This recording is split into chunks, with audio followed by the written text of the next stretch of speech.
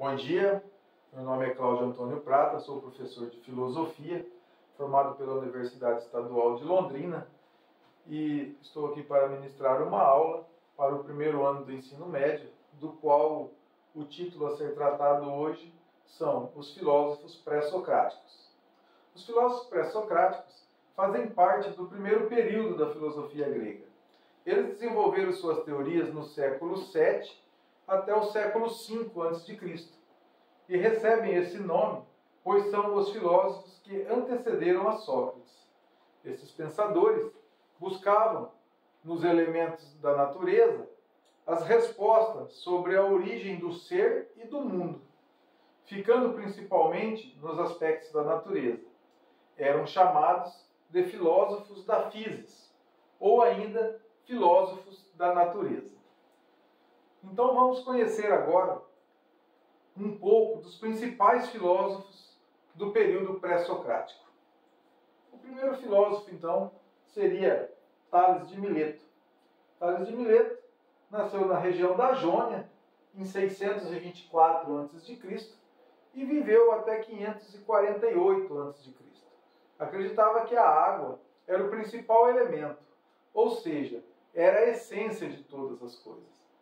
A água, então, como nós sabemos, ela é um elemento primordial em nossa vida, tanto para o nosso consumo, quanto para a nossa hidratação, as nossas células, nós precisamos de água, assim como qualquer ser vivo, seja ele animal ou vegetal, todos nós dependemos da água.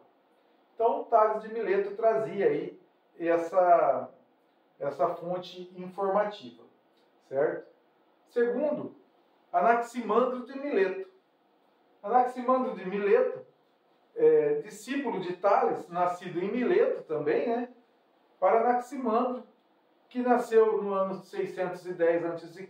e viveu até 547 a.C., o princípio de tudo estava no elemento denominado apeiron, uma espécie de matéria infinita, de onde as coisas têm o seu nascimento.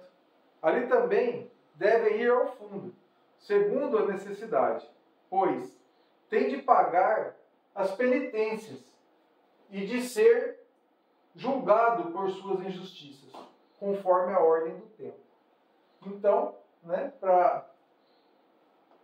para Anaximandro, o espírito ele tem que ser julgado após a sua morte. Temos também Anaxímenes de Mileto, discípulo de Anaximandro, nascido em Mileto. Anaxímenes nasce no ano de 588 a.C. e vive até 524 a.C. O princípio de todas as coisas estava no elemento ar. Assim como a água, o elemento ar ele faz parte de nossas vidas. Nenhum ser vivo consegue sobreviver sem o elemento ar. Então ele não deixa de estar errado. E ele traz também a ideia de que o nosso corpo se divide em dois, aonde o ar é a nossa alma e o corpo a matéria. Com a nossa morte, o espírito se desprende do corpo, o corpo é visível, o espírito invisível, então ele acaba comparando o espírito ao ar.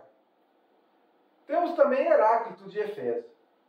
Heráclito, então, considerado o pai da dialética, Heráclito nasce no ano de 540 a.C.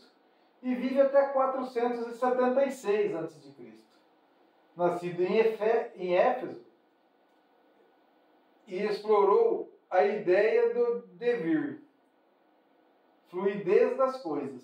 Para ele, o princípio de todas as coisas estava contido no elemento fogo, ou seja, a luz do sol, o calor do sol. Também não deixa de ter razão, porque nenhuma semente germina sem a luz do sol, nenhuma semente germina sem o calor do sol, comparado a uma bola de fogo, uma estrela de maior grandeza. Nós, seres humanos e animais, outros animais, seres vivos, também não sobrevivem sem a luz do sol, né? Afinal, o nosso organismo necessita da luz do sol para absorver algumas vitaminas. Nada é permitido, então, sem o sol. Temos, então, depois Pitágoras de Samos. Pitágoras, né, filósofo e matemático, nascido da cidade de Samos, em 570 a.C., viveu até 497 a.C. Afirma que os números foram os principais elementos de estudo e reflexão, do qual destaca o Teorema de Pitágoras. Ele também foi responsável por chamar de amantes do conhecimento aqueles que buscavam explicações racionais para a realidade, dando origem ao termo filosofia, amor ao conhecimento. Segundo Pitágoras, os números são a base da vida na Terra. A partir dessa premissa, surge o pitagorismo, ou escola pitagórica. O universo é uma harmonia de contrários. Então, Pitágoras traz aí a numerologia como fonte da vida. Temos também Xenófanes, de Cólife. Nascido em Cólife, Xenófanes nasce em 570 a.C. e vive até 475 a.C. Foi um dos fundadores da escola eleática, se opondo contra o misticismo na filosofia e o antropomorfismo. Antropomorfismo seria, então, a forma de pensamento comum às diversas crenças religiosas, que atribui a Deus e aos seres sobrenaturais, comportamentos e pensamentos característicos do ser humano.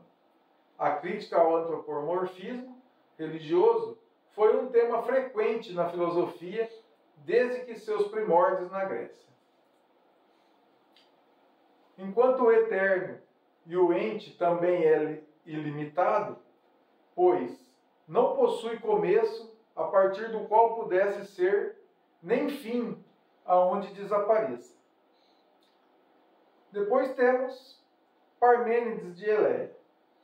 Parmênides, discípulo de Xenofontes, de Xenófanes, nasceu em 530 a.C. e viveu até 460. Nasceu em Eleia, ficou nos conceitos de aletheia e doxa, onde o primeiro significa a luz da verdade e o segundo relativos à opinião. O caminho da opinião, doxa, estaria baseado nas aparências e, portanto, levaria ao engano e à incerteza. Ou seja, os nossos olhos podem nos trair. Enquanto o segundo, denominado o caminho da verdade, aletheia, é conduzido pelo pensamento lógico, baseado na razão, segundo Parmênides. Parmênides nos traz uma frase, então, que diz assim: o ser é e o não ser não é. Deixo então a vocês, meus alunos, essa frase para que vocês pesquisem e tragam qual é o real sentido desta frase na próxima aula. Quero agradecer aí a presença de todos, agradecer a atenção de todos e desejar a todos aí um bom dia.